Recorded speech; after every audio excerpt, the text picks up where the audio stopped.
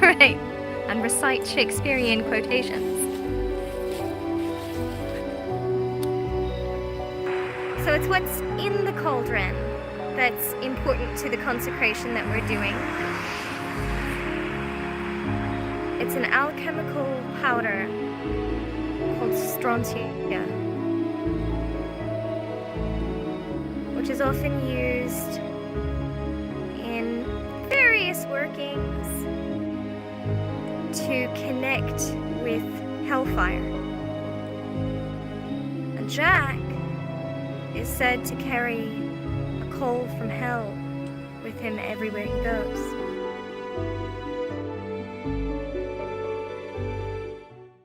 Jack of the lantern, Jack of the pumpkins, was a blacksmith. And blacksmiths in a lot of lore are considered a kind of magic themselves. Like blacksmith water has magical properties.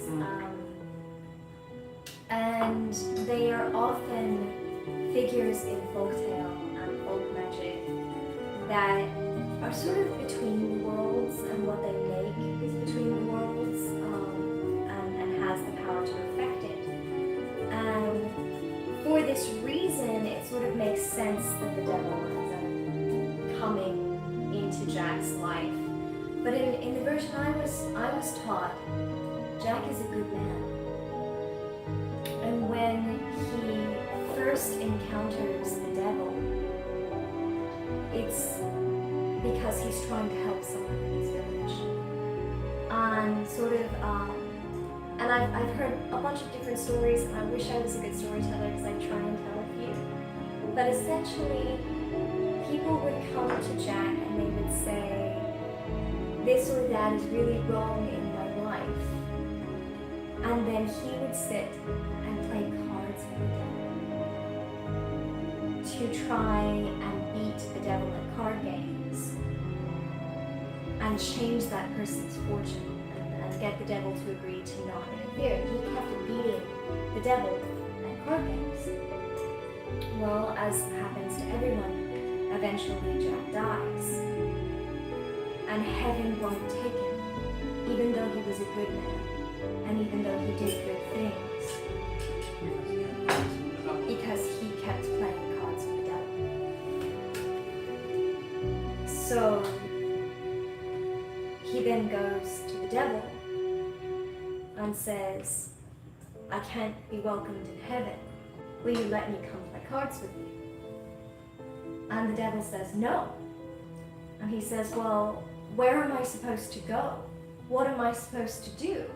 And the devil says, well, here, have a coal from hell, and then you can have hell with you everywhere you go, and that will be your home. And Jack, being a blacksmith, sits down and fashions himself a lantern and puts the coal from hell in the lantern. And I was taught that this is why there are will-o-wisps, this is why there are fairy lights, the bouncing balls of light that happen. I was taught that that's Jack with his lantern, carrying his lantern. So, in the version I was taught, it's all playing cards and blacksmithery, and he's a good man who winds up damned.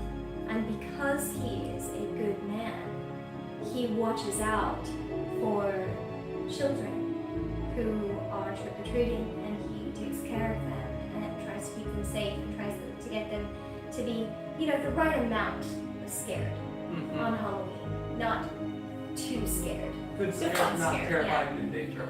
Yeah. But I was also taught that he had a dark side. He's cursed to wander alone carrying hellfire. And there's a line in the song from Nightmare Before Christmas that I think gets it really well, where it says, Skeleton Jack may get you in the back. Because he is also supposed to be frightening and fearsome and monstrous and capable of scaring you really, really badly. Yeah. So that was the version that I was taught. I like that version.